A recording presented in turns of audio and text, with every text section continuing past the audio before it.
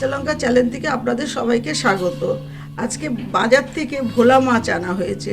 ভোলা মাছটাকে আমি নুন হলুদ মাখিয়ে রেখে দিয়েছি। সর্ষে নিলাম, সর্ষের মধ্যে কটা কাঁচা লঙ্কা দিলাম, সেটা বাটা হয়ে গেল। পেঁয়াজটা দিয়ে দিলাম,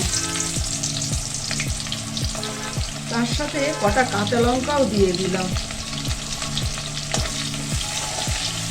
তার সাথে কাঁচা লঙ্কা দিয়ে দিলাম, এই নুন দিয়ে দিলাম,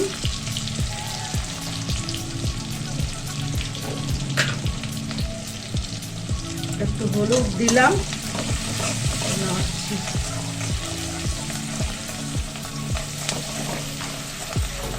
রান্না করলাম।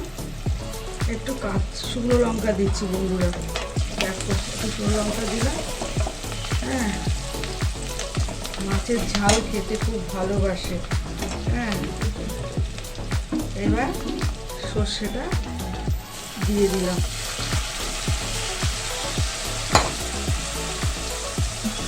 সর্ষেটা দিয়ে দিলাম, একটু জল ঢেলে দিলাম। এবার ফুটবে, যতক্ষণ না ফোটে ততক্ষণ ওয়েট করতে হবে আমার। হ্যাঁ, এই হলো মাছটা। এবার ঝোলে দিয়ে দিলাম, ঝোলে দিয়ে দিলাম মাছটা।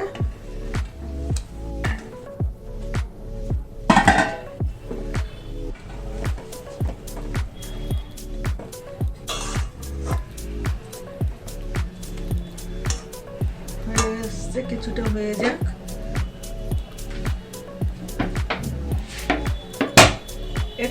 একটু সর্ষের তেল ছড়িয়ে দিচ্ছি।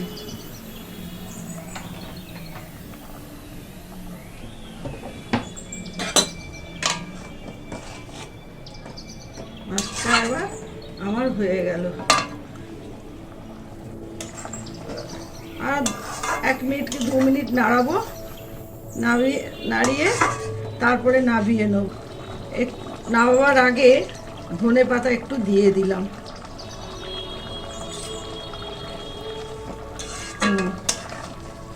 গ্যাসটা বন্ধ করে দিলাম।